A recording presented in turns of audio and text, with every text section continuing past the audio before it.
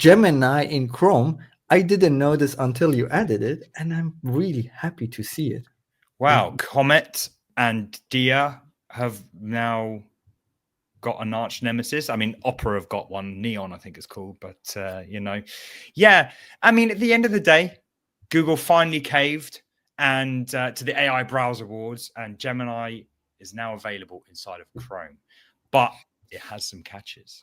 It does everything you expect. It's not doing anything massively new. You can summarize pages, you can ask it questions, you can reference tabs, all of this stuff we've come to expect from an AI browser. Unfortunately, it's US only, which is a bit crap. I downloaded it. I tried to use it. I was like, where is it? And I was like, oh, it's US only, which is a bit of a shame. It doesn't quite have the agentic doing things for you just yet. And I feel like that's like the thing that you need to have. Like when you launch, you need to have that agentic because everyone can summarize. We've got plenty of tools to summarize web pages now. But it is what it is. The one new feature that I liked, maybe it's here somewhere, it's a recall. So you can say like something like, what was I looking at? Something to do with this, this, and this. Talk through, get help, master complexity. Where is it? I mean, need I say more? It's a recall feature. So that was quite a nice little addition. That's interesting. Well, it's interesting, but this is like your history through AI. That's actually a good feature. And I wonder how far back it goes, because of course it's Google. Of course it's got your history, whatever. So I wonder if you can even go back, what was I looking at 2 years ago, and start digging into your entire history. But no idea. And just because we're in Europe, I'm talking about how far our data goes back because of GDPR. Do they remove it after a year or something like this? I don't know. But did they say anything about needing a subscription because they actually have like a $4 subscription? I don't know if you knew that. I just want a prices page. I just want a prices page. But you get it in Workspace. Oh, I think you do actually, because I remember seeing something you need Workspace, and you get it in Workspace and stuff like that. So it still might be charged. Like I think we're far from people giving AI away for free, to be honest.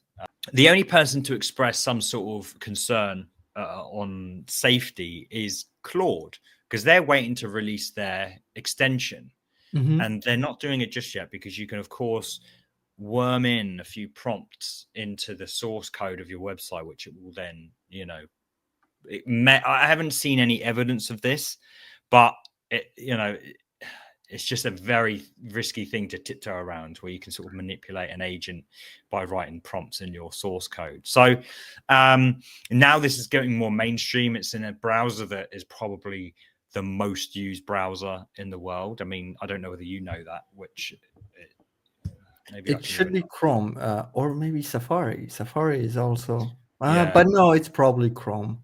Oh yeah, Google Chrome is dominating. There you go. Look at that. I mean, I don't know when this was created, but whatever. For me, this agent is kind of like works passively in a way that it's not. It reads, it tells you something, but it doesn't quite interact with the page. But imagine telling it to do things for you.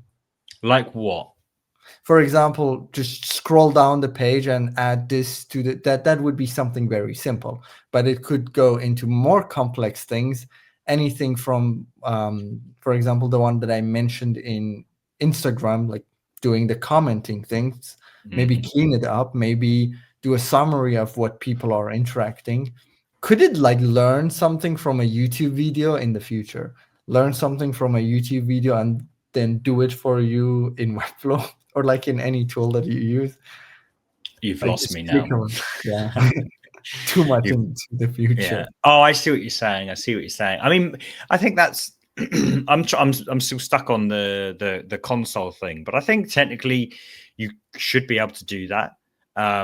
But that was one of the first things I tried, which was take this information and put it in the CMS in Webflow, and it just could not figure it out. But that's the MCP. No. That was just having Webflow and one browser tab open, and the information I wanted to transfer in another browser tab. I said, take it from that, put it in there, and it couldn't figure it out. But they can't like interact yet. It can, but it just couldn't figure it out. Okay. Yeah.